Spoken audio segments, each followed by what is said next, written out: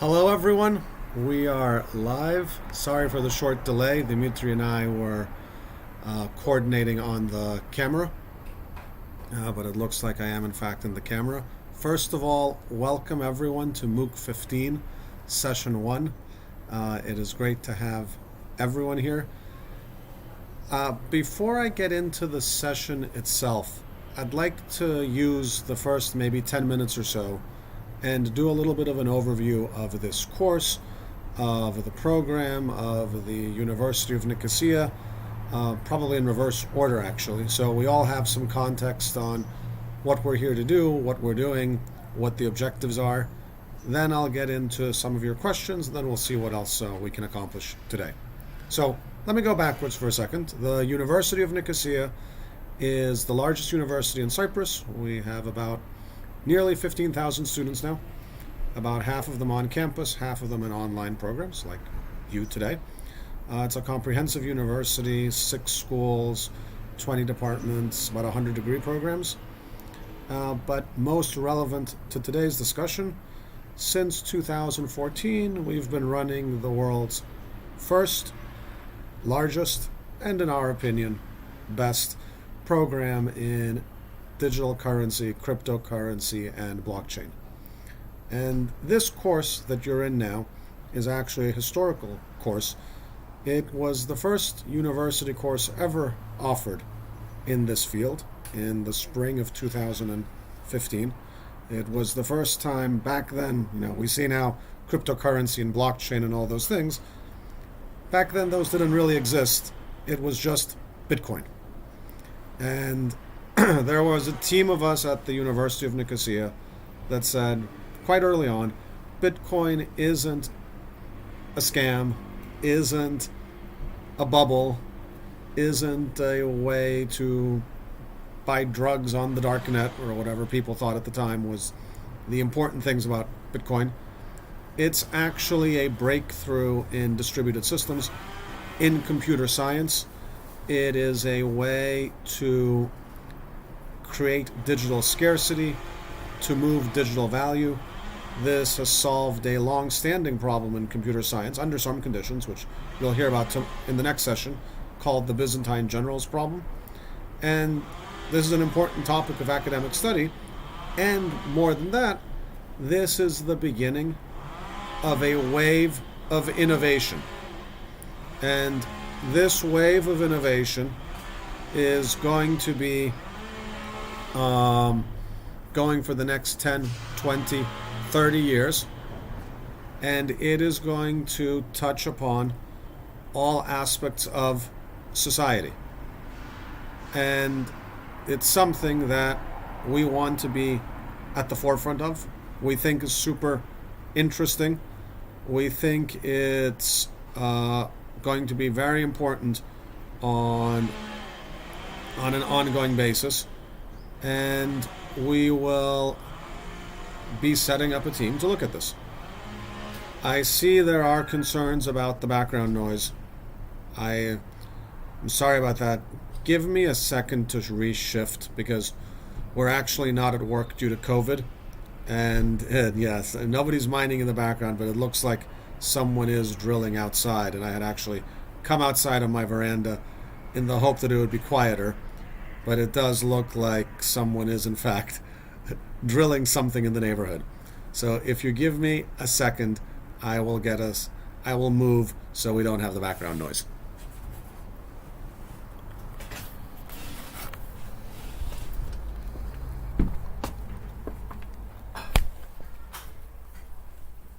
I gotta come inside. Shh. I have to come inside. There's major drilling outside.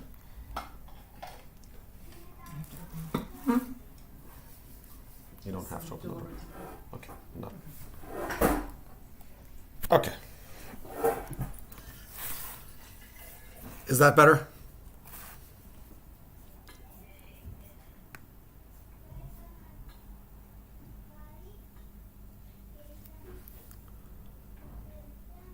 All right, great. So you can now see the butterflies. You can now see the butterflies on the wall behind me. Okay, so where was I headed with this? We have been involved in the space since 2013. We are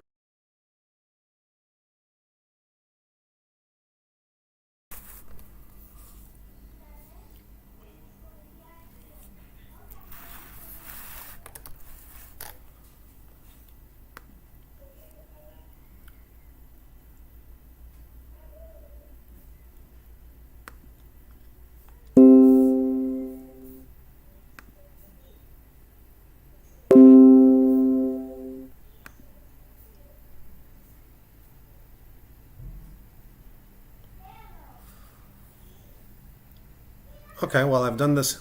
Literally, this is my 85th session on the MOOC. I've never had that happen before. My computer blue screened of death and just crashed while I was talking to you, and I got the famous Windows blue screen, which I haven't seen in, I think, years. So, apologies about that. Hopefully, this time we will actually manage to get going. So, as I was mentioning, we have a great group of faculty and staff interested deeply in this area. We started building the team in 2014. It's now 2021. I think we have the largest team of faculty and staff in the world on this topic area, and about 40,000 students have gone through the MOOC, and I think we're closing in on 1,000 that have gone through the master's degree. So the first point and takeaway I'd like to share is we love this space. We love cryptocurrency, blockchain in all its aspects. And there's not one consensus view that we have here.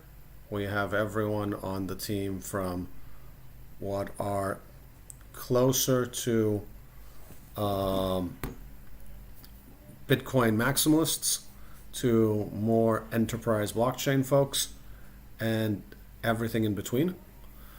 And it's just a topic of great interest to the university. So that's part one. Part two, I'm delighted you're here in the MOOC. And what I'd encourage you to do beyond taking the MOOC itself is, once you complete the MOOC, to stay engaged with the community. And what do I mean by that? We run a variety of online seminars through the year. They're called the Decentralized Learning Series. We have a variety of chapters around the world of folks who are interested in this topic area. They're called Decentralized Chapters. You should join one if you like. You should come to the DLSs if you like. And pre-COVID, we ran a wonderful conference once a year in Greece and Cyprus called Decentralized. We are hoping we'll be able to run it this fall. If not, it will run next year for sure. And so regardless of anything else that happens during or post the MOOC, you should feel that you've joined our community. We've had hundreds, if not thousands, of people that have stayed permanently with the community that only pass through the MOOC. And it's a great way to share information, to explain things, to learn from each other. This is a very new area. It's a very rapidly evolving area. And so we don't view this as a one, do it once and be done type of topic. In fact, we're always struggling. Our running joke among the faculty is we're always struggling to stay current ourselves. And every time we offer a course, whether it's the MOOC or one of the courses on the program, I feel sometimes I learn as much as the students learn, right? Because it's a constantly evolving area. And in many ways, the questions that we're discussing among ourselves get us to new areas to look into. So I'd love for you to feel that you've joined our broader University of Nicosia crypto, blockchain, decentralization-oriented community, and we're very glad to have you. Now, let me do some course logistics. The course is 12 sessions. This is the first session. My co-instructors are absolutely amazing. One is Andreas Antonopoulos. He and I have been teaching this course from the very beginning. I'm sure many of you know him. He is one of the most important people in Bitcoin education and cryptocurrency education globally. He has literally written the textbook. The next 6 sessions will be with Andreas. Andreas is going to cover the more technical aspects. So as you go through the sessions with Andreas, you'll know how to send a transaction, set up a wallet, monitor the blockchain, and I encourage everyone to do that. I mean, it might be slightly challenging for some of you, slightly, but if you can push yourself to do it, this is one of the amazing parts of this technology, is it allows anyone in the world to have full transparency into what is happening on an underlying basis with the system. And so learning how to do that, even if it might take a little bit of effort, I think is a useful exercise for many. Then we have another 5 sessions at the end that have to do with innovation applications, financial applications, central banking applications. Those are going to be split between me and Professor George Yarlis.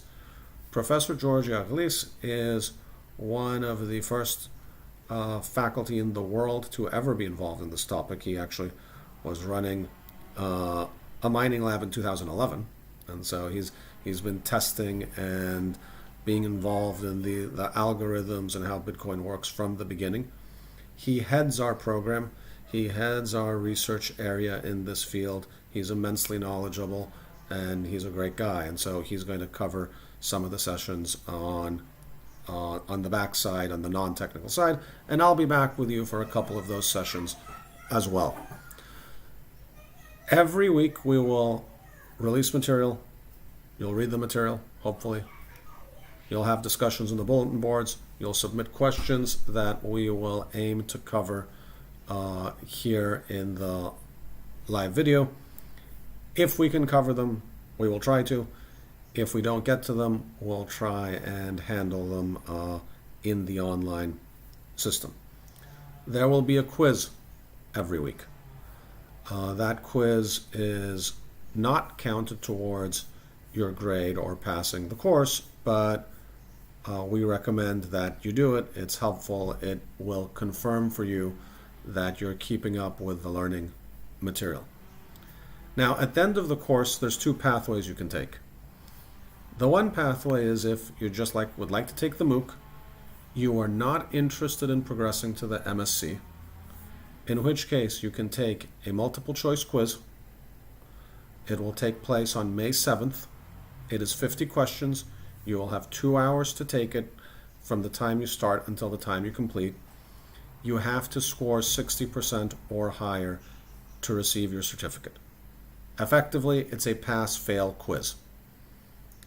If you pass, you will receive your certificate of accomplishment, and in addition to you, of course, bragging about it on your CV and LinkedIn and what have you, we do publish all of these to the blockchain. We were the first university to publish certificates to the blockchain, and so your accomplishment will be there for the rest of humanity, or however long we have a Bitcoin blockchain, to be verified and certified.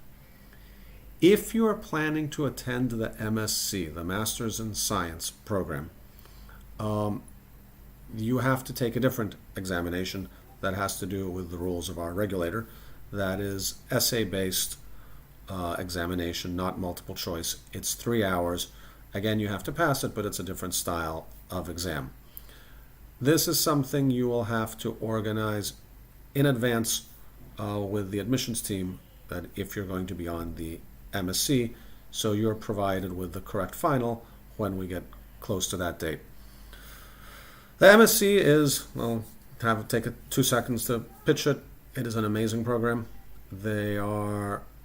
It's focused on, let's say, the intersection of the technical aspects relating to Bitcoin and the financial and economic and corporate aspects. It's right in the middle. And so what does this mean? The average person in the program tends to be a working professional, let's say 25 to 40, tends to be someone who wants to orient their career in this direction. But other than that, students come from a wide variety of fields.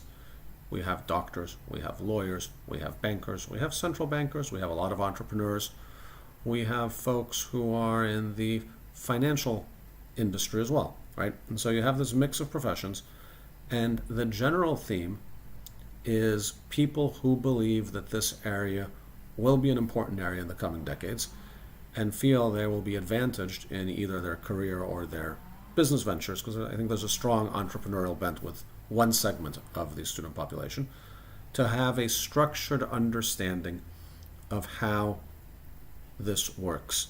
And I can't overestimate how important this is.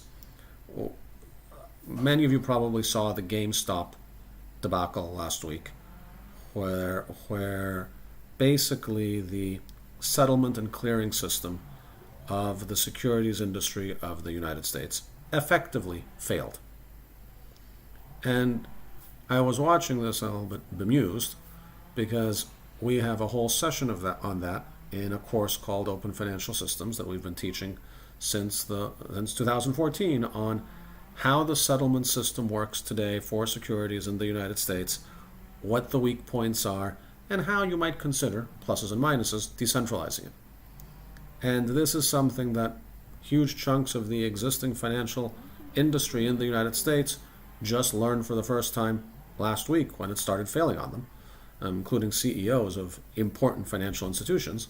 And I'm saying, yeah, well, if you had taken the course, this would have been a topic you would have covered. This would have been a topic where you could see the issues at stake, and maybe it could have been mitigated. So we really do focus on real-world effects, right? There's some theoretical parts that you have to understand the theoretical to be able to think about the applied effects, but there's a heavy dose of how will this work in the real world? What are the implications? What are the implications in various financial systems?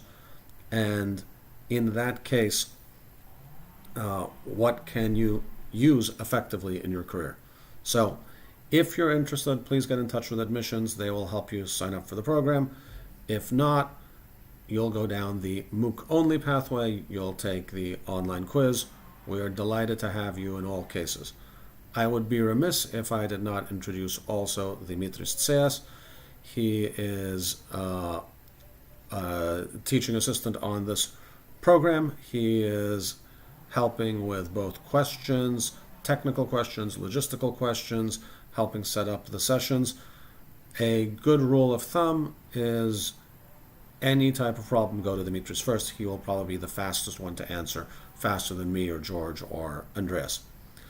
Beyond that, if you have questions that aren't answered in the online system or in these sessions, realistically, the fastest way to find me is to DM me on Twitter. I generally accept all LinkedIn requests, but I'm much more active on Twitter, and if you DM me there, there's a reasonable chance you'll get a reasonably fast reply, but that's not a 100% promise. The way to get a for sure reply is to find Dimitris. So, with that introduction, I am going to switch to the actual topic at hand. I know we got started, I saw we had quite a few questions this time, and with our technical difficulties, we got started a little bit late, so I don't have a hard stop at the end. So I'm going to take this session at least 10, maybe 15 minutes later. By all means, feel free to drop off if you need to go. The session is recorded. It's available regardless. So I don't want our first session to be shorter than it needed to be. So I think, Dimitri, we should run this until 6:15, or if everyone gets bored of us before then and leaves, we'll end then. So we're jumping in. It looks like there's a bucket of questions about BTC and the Bitcoin and the aspects relating to parameters of a currency, and specifically medium of exchange questions. The first question is, with an average transaction confirmation time of 10 minutes per block, how would smaller purchases play out, i.e. gas, grocery, etc., if Bitcoin replaced fiat? It's a great question. I think I've had a version of this question every time since spring 2014. And if we unpack the question, there's actually two parts to the question. The first part is if Bitcoin replaced fiat. And to me, I think that's an open question of if Bitcoin is going to replace fiat. Now, for those who don't know, fiat is kind of a shorthand for national sovereign currency, right? So the dollars or euros or yen or what have you. It's not obvious to me that Bitcoin will replace fiat. It's not obvious to me that it is a good idea for Bitcoin to replace fiat. What might be the digital equivalent of fiat for day-to-day transactions might be digital fiat, right? So China is already testing a digital yuan. The Fed is doing some early investigations in a digital dollar. The European Central Bank is looking at a potential digital euro. We're actually involved in a project called the European Union Blockchain Observatory and Forum, and they're doing focus groups and bringing experts to think about this topic. So it is, all the major currency zones are taking the topic of central bank digital currencies seriously. And so, particularly if you have a consumer digital dollar, consumer digital euro, it's not obvious to me that you would use Bitcoin in any case to buy your gas. And the reason I say that is there's a couple of problems even before we get to transaction time. First, today, Bitcoin's not a great unit of account. And second, in some jurisdictions, most notably the United States, there is a significant drag due to taxation. So the IRS took the position, not unlogically, that Bitcoin is a capital asset. So if you sell it, it's a capital gains. And even if you're buying coffee with it, it's actually a sale. Strictly speaking, you should find your cost basis for the coin, see how much you bought the coffee for, calculate that of the $3.20 you spent at Starbucks, actually 63 cents were a capital gain, and you own like 15 cents of taxes on it. This is obviously a nightmare. Nobody's going to do it, but it also is a big deterrent to actually using it for these small transactions, right? So, but let me put that aside. Let's accept Bitcoin does replace fiat. Let's accept that the tax issues are fixed. Let's accept that there's no CBDCs. And let's say, if not Bitcoin, some type of cryptocurrency. Well, there's still, I think, technical answers to these questions. And the first technical answer is to think about what are known as layer 2 solutions. So when you use a credit card, it looks like it's instant. It's not actually. A credit card is on the third layer up in the US financial system. Right? The underlying transaction happens on something called FedWire. It's not happening at the time that you swipe at Starbucks. It is happening days, in actually some cases weeks later, depending on credit cards. And so what you're seeing is a payment network at the credit card level that is at least 2 layers above the base layer. And that's why it seems fast. The equivalent in Bitcoin is something like Lightning. Lightning transactions are fast. They have lower security guarantees than the base layer of Bitcoin does. On the other hand, if you're buying coffee, you don't need as strong security guarantees. Right? I'm not going to get into the details in this session of how strong the guarantees are and what the differences are, but they're lower. The single safest thing to do is to move a coin on the base layer, wait at least an hour. The chances that something will then go wrong retrospectively are close to none. If I were moving $10 million in Bitcoin, yeah, that's a good thing to do. If I were moving $100,000 in Bitcoin, that's a good thing to do. If I'm buying $3 worth of coffee, or I'm accepting $3 worth of Bitcoin for coffee, you don't need that level of guarantee. You can prioritize speed and good security, not excellent security. It's the same thing that happens in credit cards. It's the same thing that happens in the existing system. And there's even within credit cards, if you notice, there are layers of security there. Transactions less than a certain amount. They don't ask for a signature. Why? What's that trade-off? They say, well, the risk that we're going to have a loss here is fairly low. let's make it a little bit more convenient. Let's make it a little bit more convenient then for the merchant and for the buyer. And so this trade-off of speed for convenience is what you would do, I think, if you're doing small transactions, fast transactions, retail transactions, in person with Bitcoin, right? Because it's the only time it matters. If it's retail and it's in person, you need speed. If you need that type of speed, you will trade off perfect security for pretty good security in order to get the speed and convenience, and that's actually what happens today in the existing financial system. Next question. We're thinking of Bitcoin as an aspect of the medium of exchange in places far away or poor without internet. Is there a solution on the horizon? Can it be considered as a good medium of exchange with this particular inconvenience? No. I mean, in places without internet, Bitcoin is not a very good medium of exchange. I can discuss, workarounds, but that's not. I mean, the short answer is it's not a very good medium of exchange. But realistically, I mean, if you're in a place literally without internet, there's two variations, right? Like this is a location that is permanently without internet, in which case there's probably hurdles before we get to the fact that your retail transaction isn't going to work well. The prior hurdle is, how did you buy Bitcoin in the first place, right? If you don't have internet, you probably don't have computers, you probably don't have online banking. How did anyone exchange fiat for Bitcoin in the first place? If it's something that you're on a trip to Machu Picchu or something and you have your Bitcoin because you bought it in Chicago, but now you're hiking Machu Picchu, it's not a good solution. If I was going to Machu Picchu, I would not go there and say, when I'm on the Inca Trail and I'd like to buy a bottle of water, I'm going to expect that someone will sell it to me in Bitcoin. I should probably take cash. So I think it's not a great answer in locations without internet.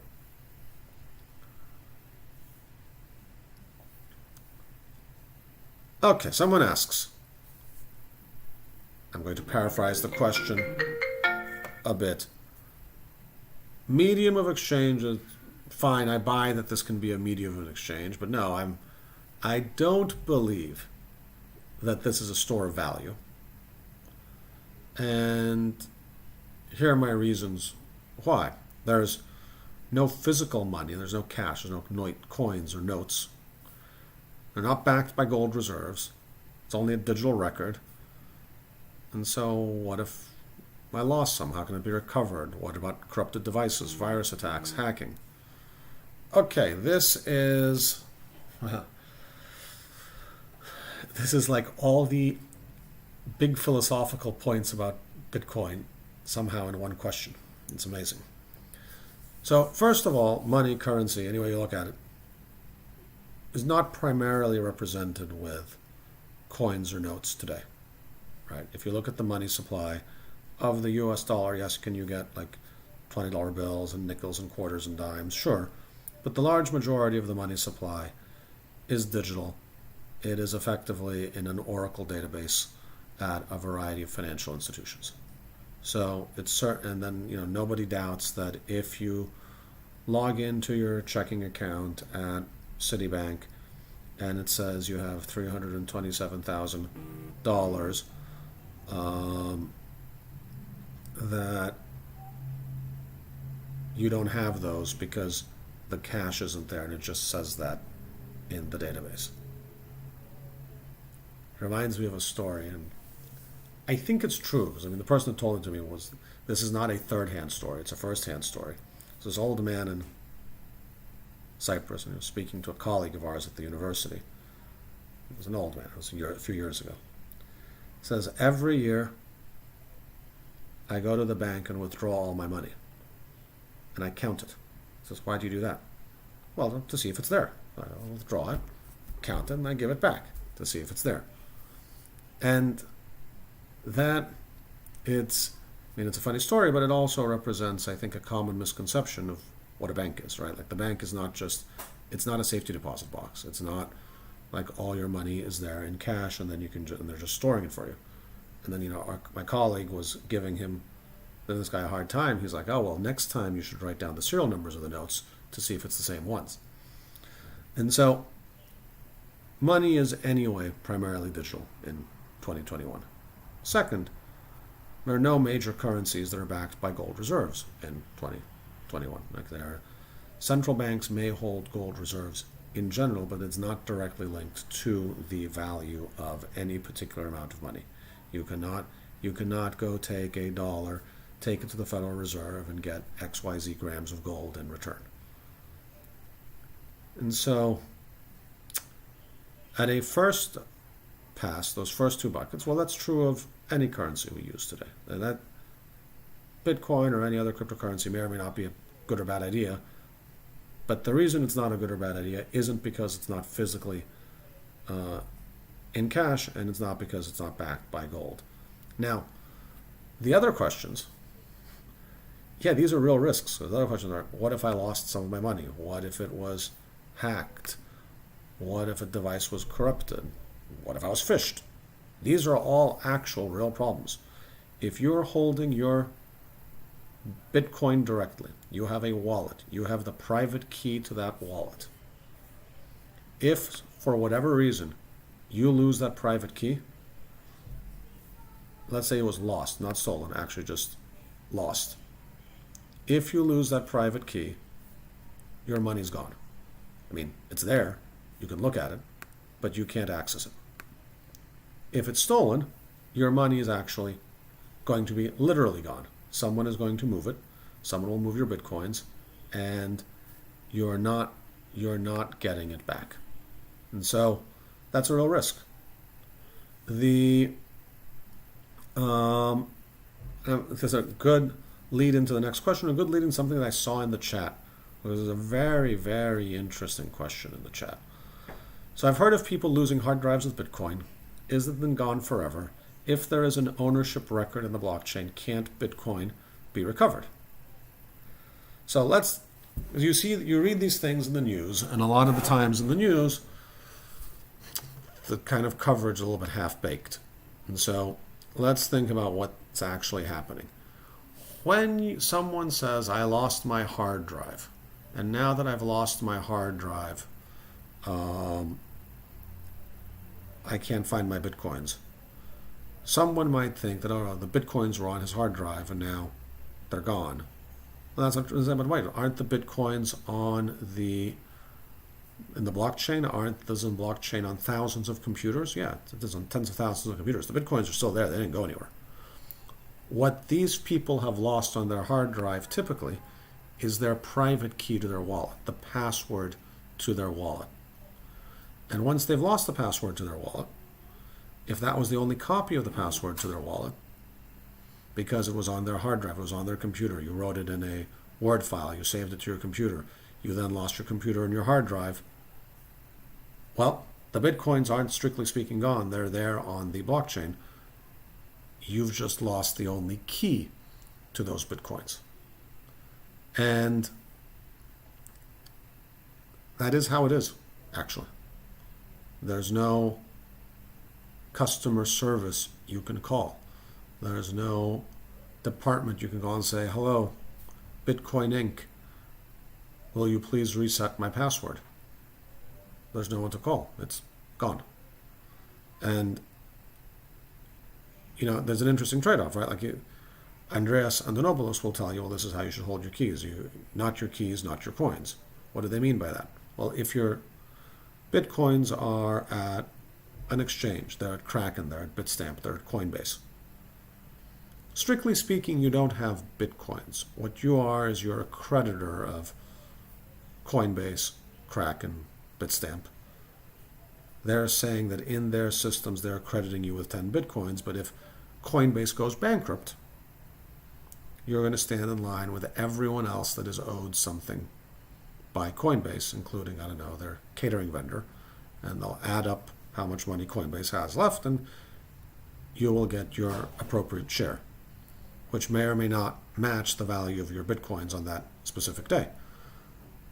Now, on the other hand, If you lose your password to Bitstamp, there is a way to get your password back. You'll go through customer support.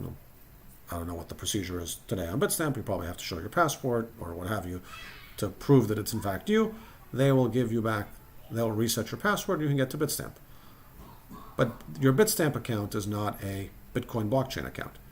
It is an account on a centralized server at Bitstamp that shows you in the database held by Bitstamp how many of the Bitcoins that Bitstamp should theoretically own, how many of those Bitcoins are yours.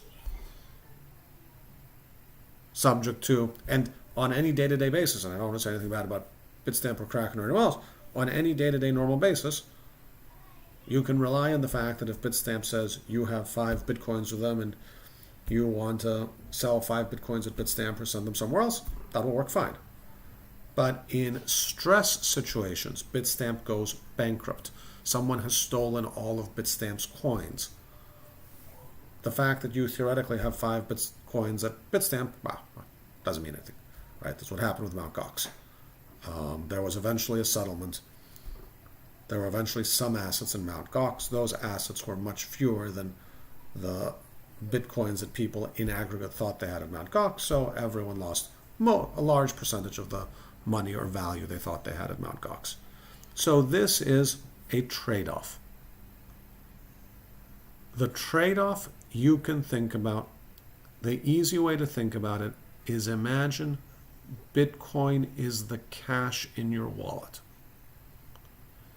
If you lose the cash in your wallet, you went to the beach, you went swimming, the cash floated out of your wallet and is now floating in the ocean. Is there a customer service department you can call and say, I'd like my cash back? And the answer is no.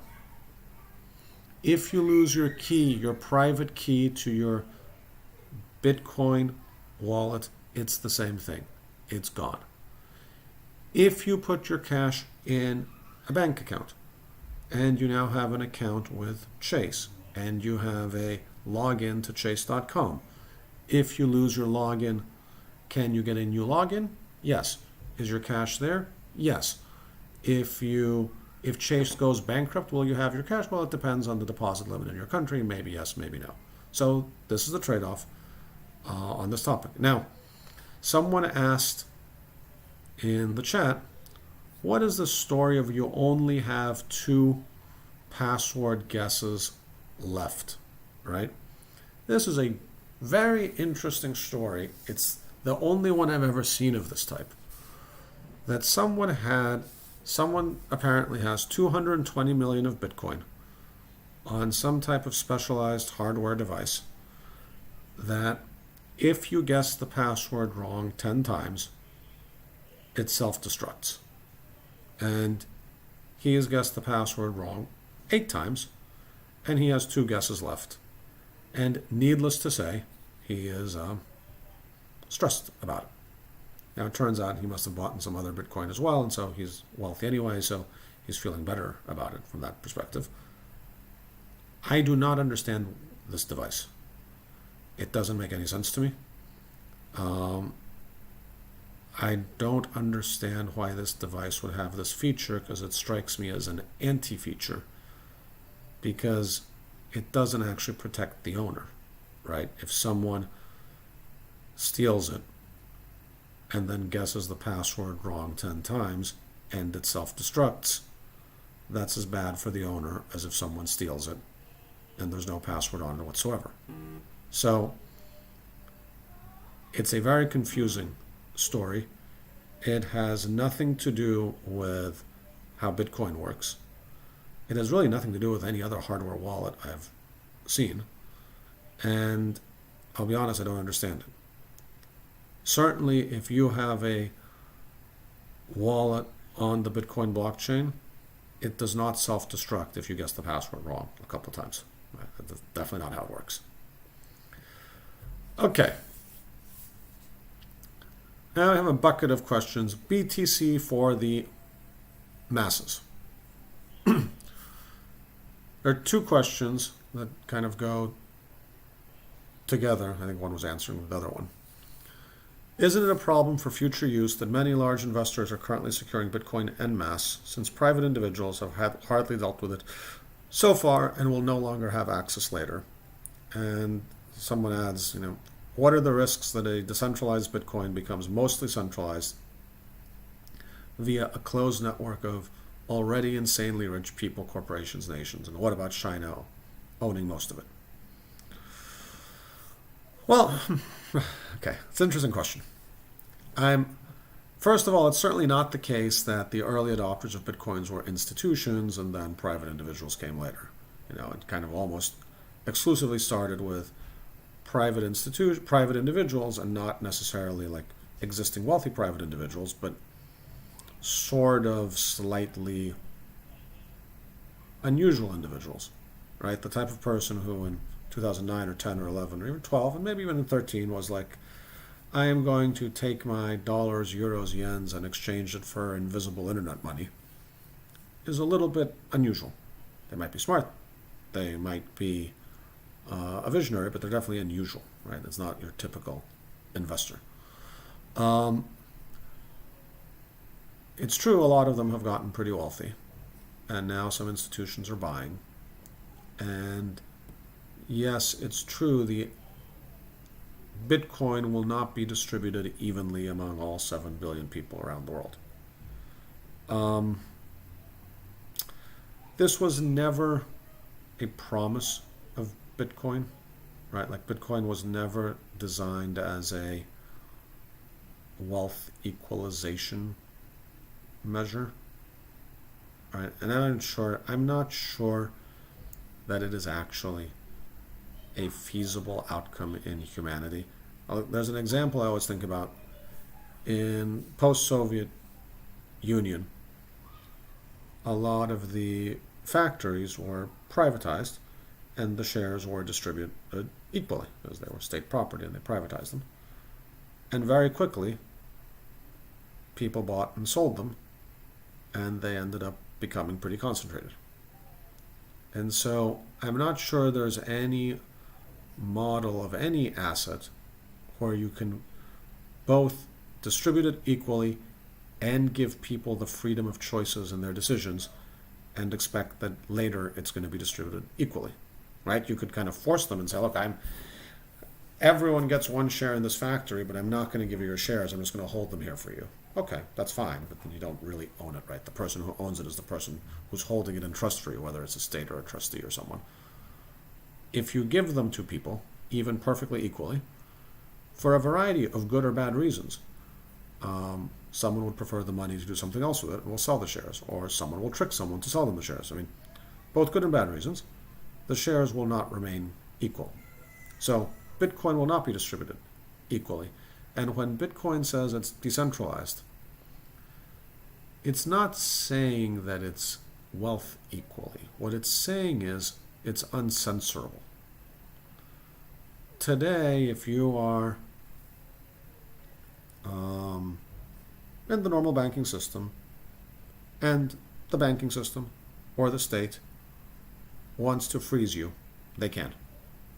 Right? They can say, Antonis Polemitis with ID ABCDEFG, we have some problem with him, and maybe it's because he's genuinely a bad guy, or maybe it's because I am a despotic state and Antonis is a fighter for freedom. Don't know. I'm neutral on this question. The societal reason for freezing Antonis might be good or bad. But in both good and bad societies, Antonis can be frozen. And then Antonis can't transact, and whatever else that means. And the same thing could apply not just to Antonis, but for things that society finds undesirable, right? WikiLeaks got frozen out of the payment system. People can have different opinions on if that's a good thing or a bad thing. Maybe some people think it's a good thing. Maybe some people think it's a bad thing. But it's definitely doable in the existing system. And it is not doable in Bitcoin. There's no way you can say Bob Smith cannot use the Bitcoin blockchain. Bob Smith can't purchase Bitcoin, can't sell Bitcoin, can't transact Bitcoin. That's actually the promise of decentralization, right? And something similar to think of the difference with like email, right? Like you could get kicked out of using Gmail, but you can't get kicked out of using the SMTP protocol to send an email through the internet, right? So this decentralization, this uncensorability, this is the central promise of Bitcoin and most of the other cryptocurrencies and crypto assets. And so that's how it's designed. And of course, nothing is preventing anyone at any point from buying some. It's not infinitely divisible, but it's quite divisible.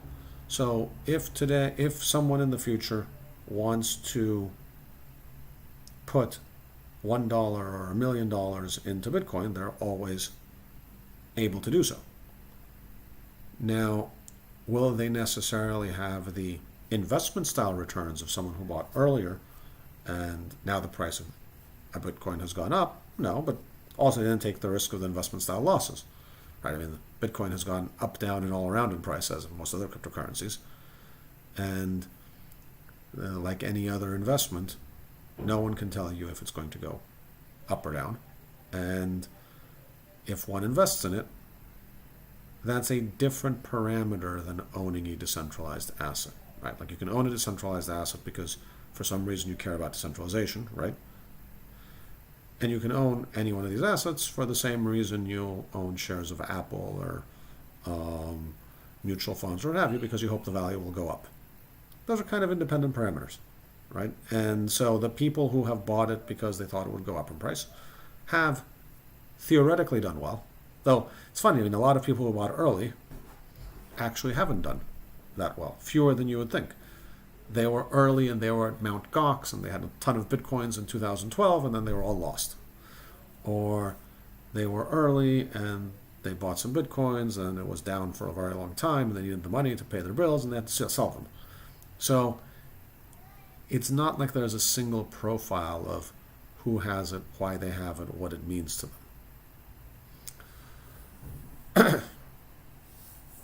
Okay.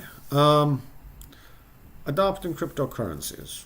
What do you think will happen to gold, silver, and fiat if when Bitcoin gets established as an official currency?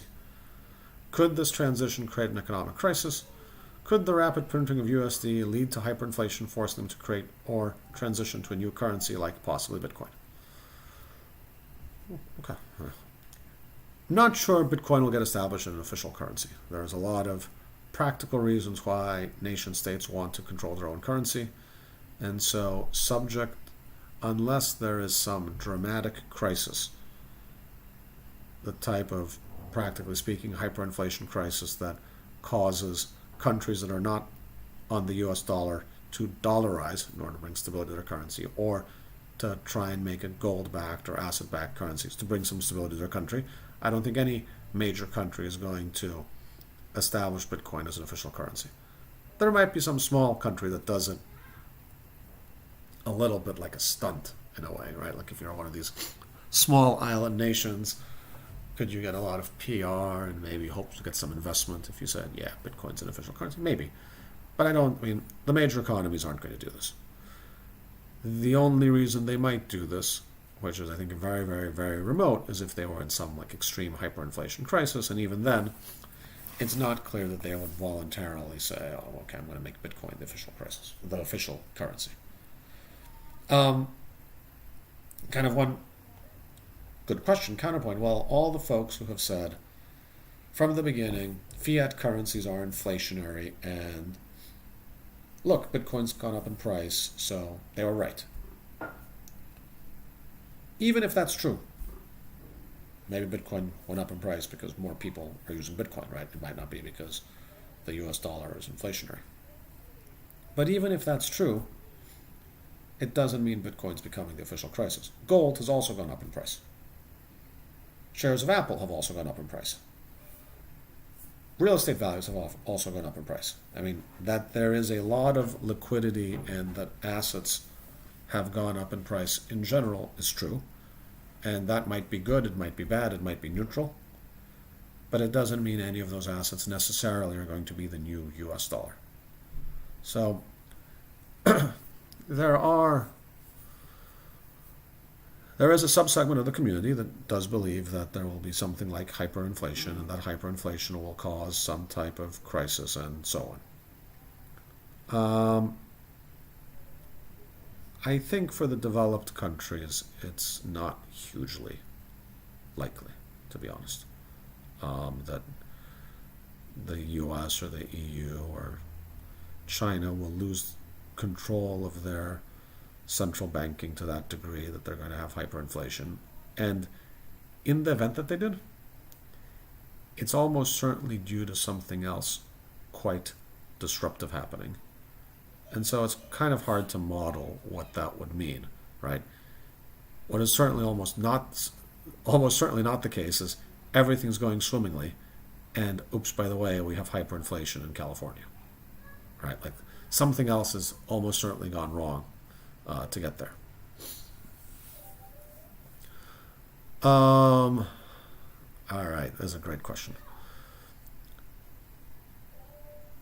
Bitcoins have, one of the additional resources section talks about the possibility of micropayment, saying, Bitcoins have the nifty power of infinite divisibility, currently down to 8 decimal places after the dot, but more in the future.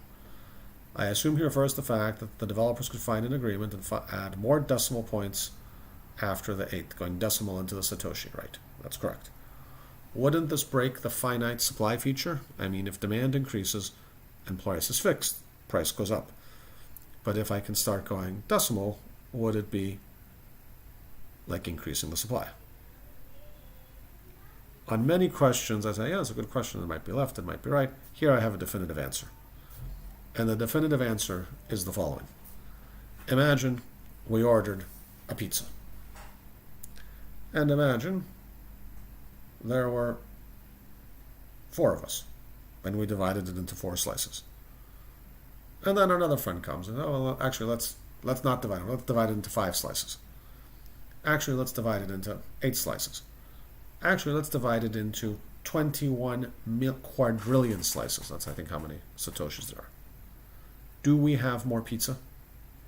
And the answer is no, we do not have more pizza. We are just giving people smaller pieces of pizza. We are just saying, instead of Antonis eating a big 300-calorie piece of pizza, a macro payment, Antonis is going to eat 1/100,000th of the piece of pizza, just a little taste, because he's on a diet. He doesn't want to eat pizza. So he's going to eat a little corner of one of the slices. He's eating pizza, but there isn't any more pizza. And so at this point, micropayment. Let's say there's some reason we want to start paying people in 1/1 trillionth of a Bitcoin. I don't know, something to do with machine-to-machine payments. We have not increased the supply of Bitcoins. There's still 21 million Bitcoins. We've just taken that pizza slice and sliced off a little corner, and we're saying we're going to use these little slices of the pizza to do pizza-like things, or transaction-like things, micropayment type things. So this is one that I am definitive on my answer.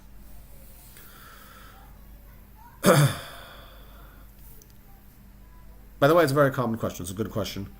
And I have seen important and smart people on Twitter, like people not from the crypto world, from the non-crypto world, continuously get the answer to this question wrong. Right? Just wrong. Not like there's one hand and then there's other hand. On this question, there's a right answer and there's a wrong answer. And the right answer is that supply has not increased. Limiting Bitcoin to 21 million seems like a great strategy to increase value, and mining would stop by the year 2140.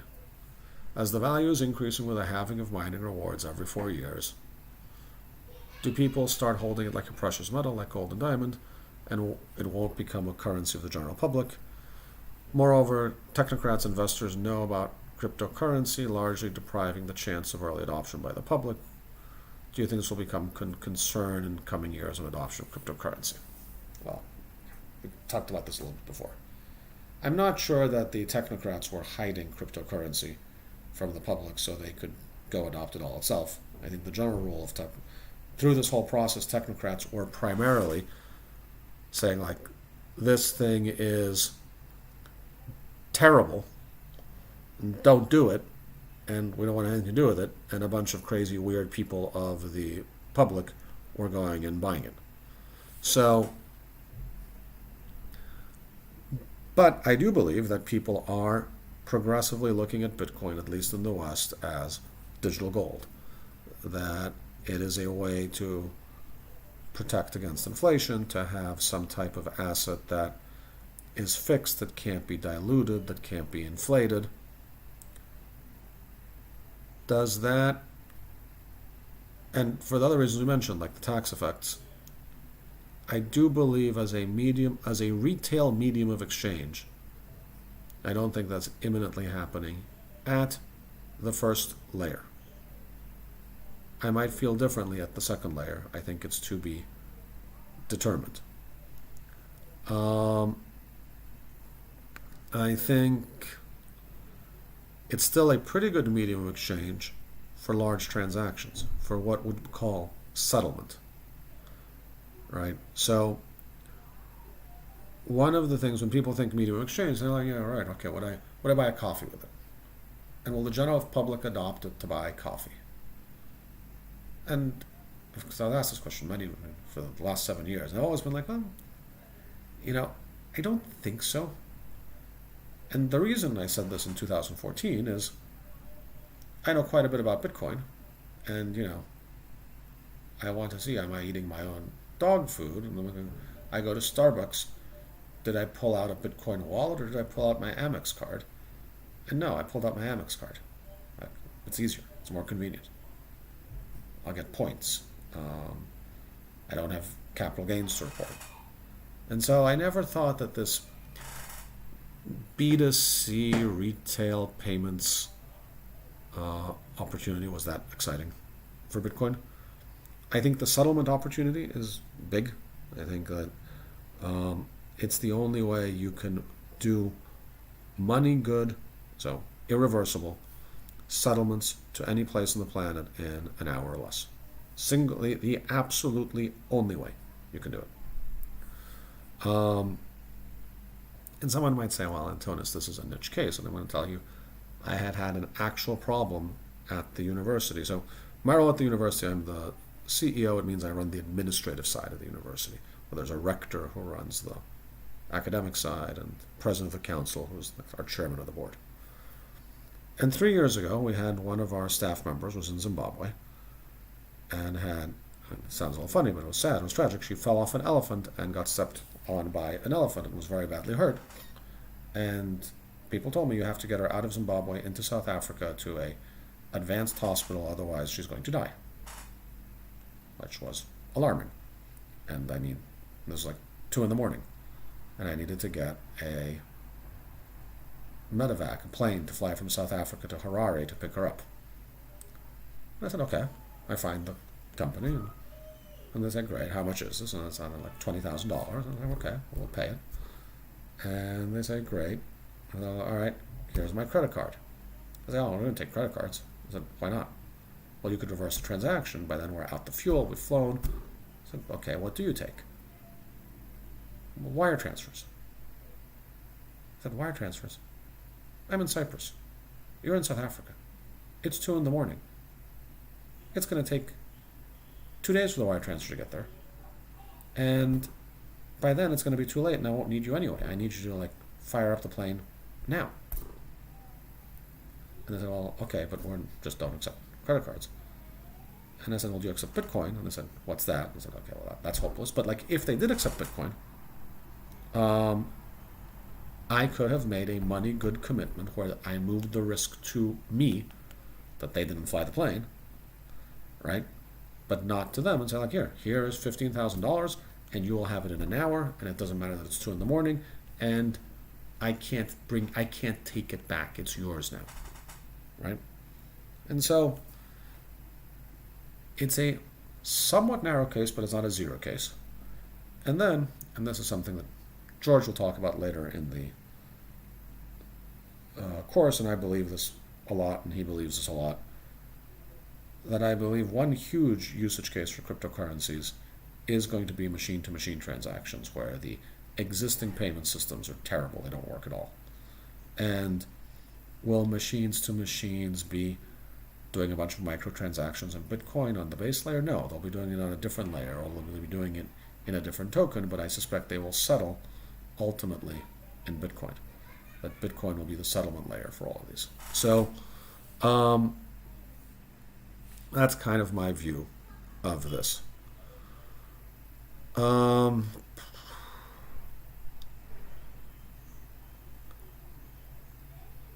a tough question about gold. I'll read it, but I don't really have an answer. It says, as you may know, gold is being manipulated by the central bank's activities. That's a leading question. Central banks are the largest holders of gold. They put downward pressure on the daily price. Gold ETFs are not 100% backed by physical gold, and gold derivatives undermine the price potential of the yellow metal since they artificially create oversupply in gold. So if one day old gold investors simultaneously demand physical delivery, then the price of gold will skyrocket. But central banks are in place. This is not going to happen. Do you think that price of BTC will demonstrate similar behavior in the foreseeable future? And do you think the missing BTC, said to be 4 million out of 18 million, will produce a boost in the Bitcoin price? I am familiar with this line of argument on gold. I'm not sure it's 100% true, by the way. There might be some parts of it that are partially true. I'm not sure that there is a global conspiracy, though, to keep down the price of gold. I could be wrong. I've been surprised before, but I don't think that that's exactly the case.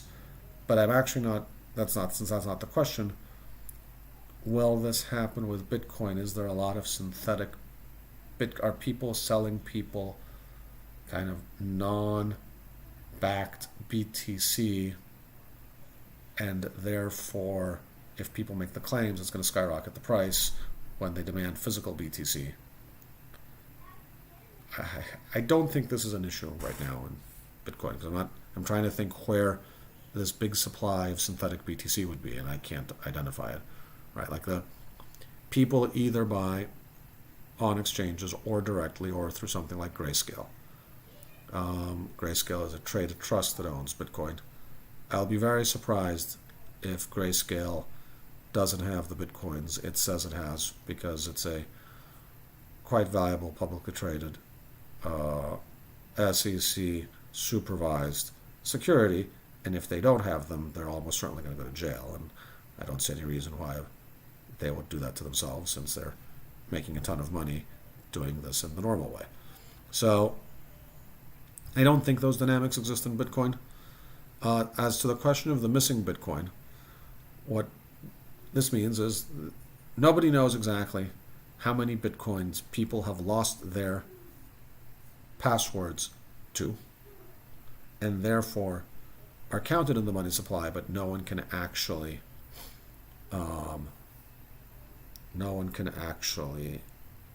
use them. It's certainly more than zero. The estimates are in the lower single-digit millions, is most estimates I've seen. Logically, it should increase the price, and logically that should be, broadly speaking, reflected in the price. Think of it this way. We're a store. A bunch of people are coming to tailgate. We ordered 18 pizzas because that's how many we needed. We're going to sell them. It turns out we only have 14. Same number of customers. So like, look, I can't give everyone a pizza. Who's going to buy? Right? The price of pizzas should go up. Supply, if demand's the same, supply is lower. Basic micro will tell you the price is going to go up. So, but since that's pretty well known, I'm not sure that this is not already reflected in the price. All right, we have some inflation, deflation, hyperinflation questions. We're at 6:14. Let me see how the group is doing. Okay, the group seems to be holding up okay.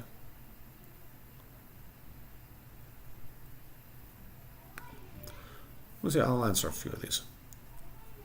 All right. right. First of all, thank you for providing such resources for expanding our understanding of the technology. I have heard Bitcoin is a deflationary currency. Supposedly this is good for the economics. Can you elaborate on this, and if it's correct, what gives this feature to Bitcoin, or any currency for that matter? So, there are two ways to use the word deflation or deflationary here, and they mean slightly different things. Right? Sometimes you will see people say, well, Bitcoin can't be, it's going to be bad for the economy because it's deflationary, which means the value of goods, other goods denominated in Bitcoin goes down, right? Their prices in Bitcoin goes down. You used to be able to buy, you needed 10 Bitcoins to buy a car, now you need one. Right? That could be bad for a variety of reasons we'll discuss in the central banking section for running an economy, but only if Bitcoin is the unit of account. Since Bitcoin is not the unit of account, then it doesn't matter. It's no different than the price of Apple stock doubling or tripling or going 10x. No one thinks that because Apple stock is higher, the U.S. is suddenly going to suffer deflation, because nobody denominates cars in Apple stock, right? They denominate cars in dollars. Now, the other thing that people mean when it comes to Bitcoin is that Bitcoin doesn't increase the supply a lot. And that's true, and I think strictly speaking, the correct way to think about how Bitcoin supply changes is that it inflates, but slowly. It's not actually deflationary. It's not like we started with 21 million Bitcoins and they became 20 and 19 and whatever. And there are some currencies, some cryptocurrencies that try, like they actually just burn. They burn tokens. Bitcoin doesn't burn tokens, right? It adds tokens, but it adds tokens at a decreasing rate.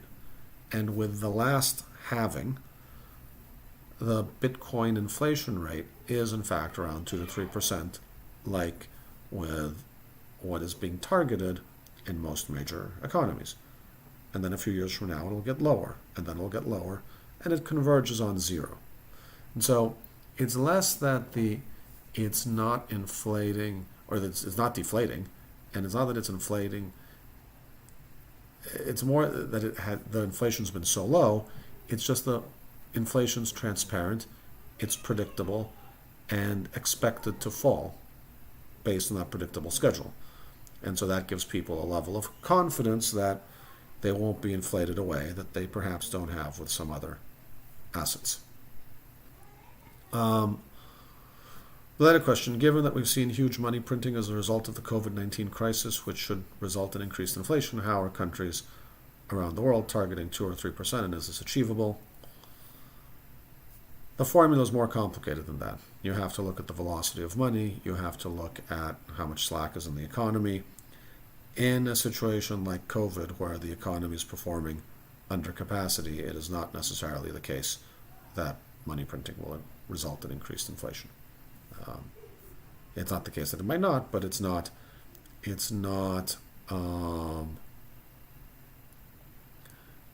necessarily that that's going to happen.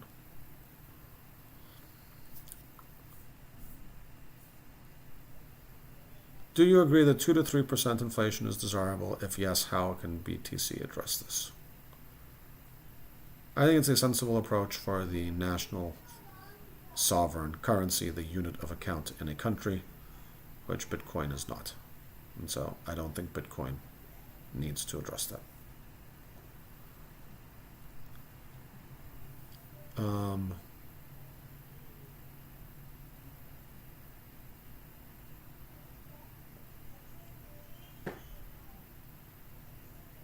Well, I found the first question this session,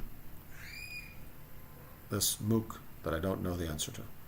Can you please discuss the role of German banks lending to foreign currency short sellers in the expansion of the money supply in the 1923 hyperinflation?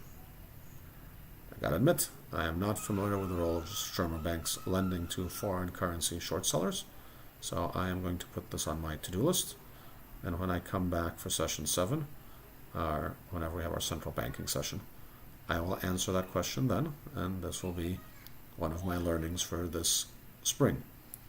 Now, The question continues, what role does bank lending play to expand money supply in hyperinflation? Is hyperinflation a threat for any major currency today with 0% base rates and QE a common practice? Well, I think the answer that it's obviously not an immediate threat can be seen by the fact that inflation is very, very low right now. Now, this is one of these interesting questions, and people have very different, almost theological views on this. That people say, well, it's very, very low, but it's just a matter of time. We're going to go one step too far, and then we cannot control it. And then others are saying, you guys were saying this 20 years ago, and all your estimates of when inflation becomes an issue have been wrong, so why should we believe you now? And there's a third view that says those formulas might have worked in earlier times, but technology is such a big deflationary force that all the formulas are off, right? So, because think about consumer goods. Consumer goods, through technology largely, but outsourcing, global supply chains, etc., have been continuously dropping in price for the last 20 years, even though money supplies have been expanding. Right? It's not what you'd expect. You'd expect there would be inflation. You, in fact, have deflation. Like at the same price point, you can buy a bigger, better TV than you could have bought 5 years ago, and that's what was a bigger, better TV than you could have bought 10 years ago, and so on. Where you are seeing inflation, but it's a different type of inflation, is in assets. Right? Like the prices of assets has been going up consistently in the last few years, and I think there's one theory that this extra money supply is ending up in asset prices as opposed to consumer prices. Is that as disruptive as consumer inflation? No. Is it great for inequality? Also no, right? Who tends to own assets? The already rich. If the value of the things that the rich own go up, the rich become richer. Can you see that in the data? Yeah. Right? If you look at the last 30 years, we have not had the types of problems you would expect from hyperinflation. Consumer prices are generally manageable. But assets have inflated, and assets have disproportionately helped the better off through their inflation. And so you see the top 0.1%, 1%, or 10% of the population, at least for sure in the United States, have done disproportionately well the last few decades. And this might be where you're seeing kind of the negative effects of QE. But, there's a flip side. Like, nothing's free in life. Nothing's free in economics. There's no free lunch, right? If money supply is too tight, you probably have less economic development. You probably have fewer jobs. You probably have higher unemployment. And unemployment is hugely destructive, in particular to the people themselves who are unemployed, because not only they don't have an income, they lose their skills, they're out of the job market, and so there's multiple negative effects from unemployment. Because we have now, all right, we're at 6:23. I think we have caught up more or less on the time we lost to our technical difficulties in the morning, or in the beginning. I'm looking at something that Dimitri sent me that I had not mentioned, and I'll take a couple of minutes to mention it. Who is in this MOOC? There are 3,006 students at the beginning of this course. You are 78% male and 22% female, which is a very slight improvement on gender equality from the last time, when it was 80% male and 20% female. So, I guess progress. 15% are 18 to 24, 32% are 24 to 34, 25 to 34, 28% are 35 to 44, 17% are 45 to 54, and 7% are 55 plus, and I salute you for your continuous effort in lifelong learning. We have 110 countries represented, which is fantastic.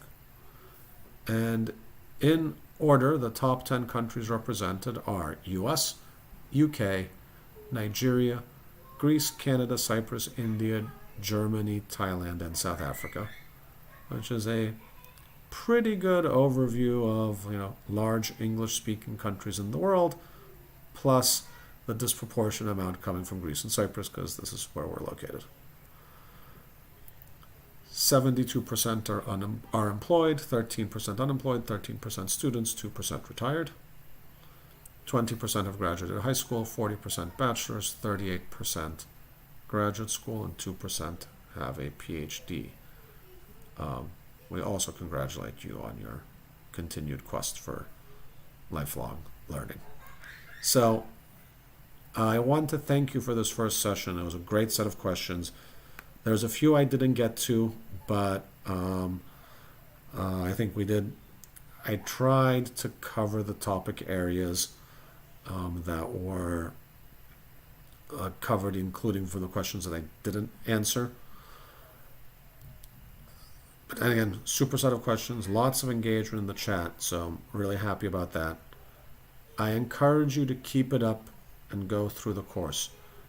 Historically, so most MOOCs 3 to 5% complete. In our MOOC, 20 to 25% complete. It is a vastly off the charts MOOC in that regard. I'd love for you guys to keep it up and even beat prior MOOCs. Stick with it. You might find any one session or another more difficult or easy, but we've thought about them carefully so that if you go through all 12, you'll have a pretty comprehensive initial view of this field. So I very much encourage you to stick through it. Next week, you will be with our absolute superstar, friend, and colleague, Andreas Antonopoulos. I think you'll enjoy it a lot. And